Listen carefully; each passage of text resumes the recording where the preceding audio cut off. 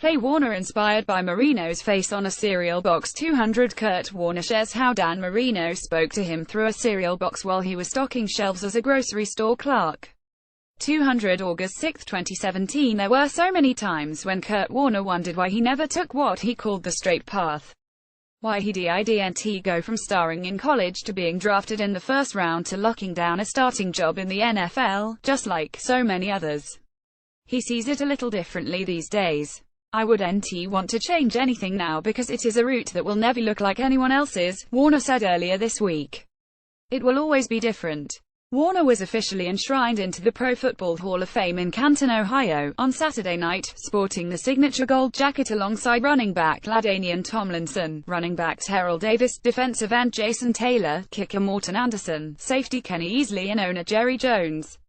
Warner was introduced by his wife Brenda, who called his path the best NFL story of all time because so many people can relate to him. Warner then took the stage and echoed something similar. People say Hollywood couldn't have written it any better, Warner said shortly after taking his place behind the podium. After this, they don't have a chance. Warner somehow became a 4-time Pro Bowler, a 2-time first-team All-Pro, a 2-time regular season MVP, a Super Bowl MVP and one of 3 quarterbacks in NFL history to lead 2 franchises to football's grandest stage.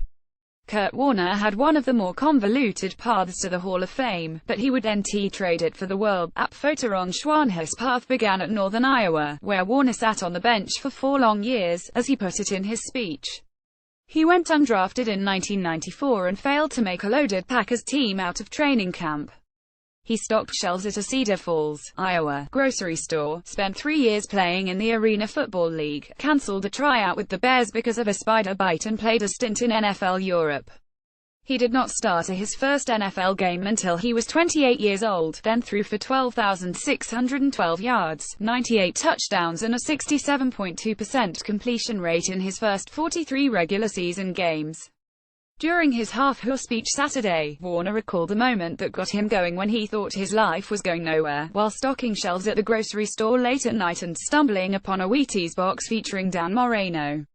Once on the shelves, it seemed that Dan the man's eyes followed me like one of those creepy paintings in a horror movie as I walked back and forth throughout the night, Warner said.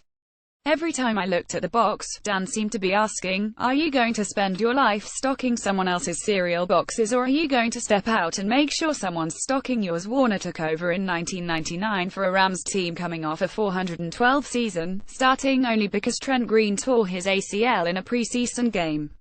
Warner suddenly put together one of the greatest seasons ever, throwing for 4,353 yards and 41 touchdowns with a 65.1% completion rate for an offense that also featured Marshall Faulk, Isaac Bruce, Torrey Holt and Orlando Pace.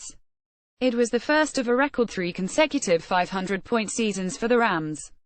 And it ended with a close victory over the Titans, during which Warner threw for 414 yards and was named the game's MVP. I couldn't have predicted it, but I had a great feel, then Rams coach Dick Vermeil said earlier this year. I had a hunch that there was something special about this guy. And I remember telling him one day. I said to him, Kurt, there's something special about you, and I can't wait to find out what it is. That's the honest-to-God truth. Injuries plagued Warner after that historic 3-year run with the Rams, and over time he was passed over in favor of younger quarterbacks, from Mark Bulger to Eli Manning to Matt Leinart.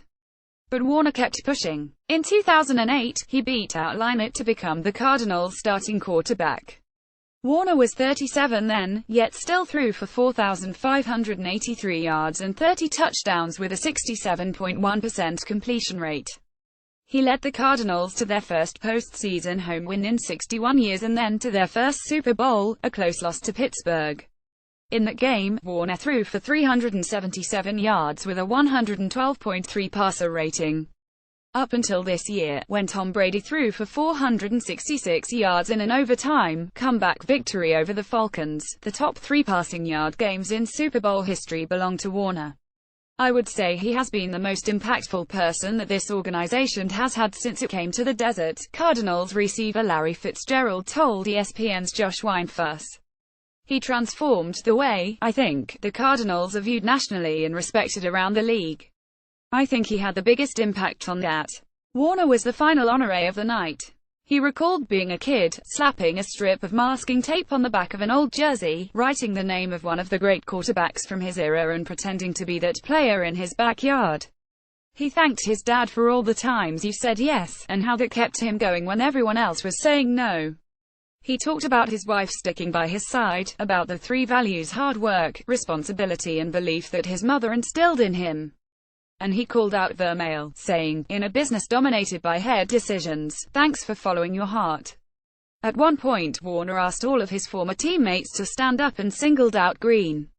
He turned to him and said, "You could easily be the one standing up here tonight. But the class that you showed while dealing with the toughest of situations is etched in my mind. Your willingness to share your football secrets so I could succeed was incredibly valuable. But the character you displayed, and the way you modeled the definition of teammate, was priceless. They all played a part in one of the greatest coming-of-age stories in football history.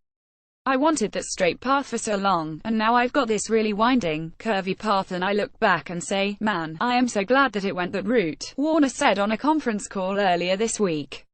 "I am so glad that I had those experiences to be able to hopefully help encourage and inspire other people, too."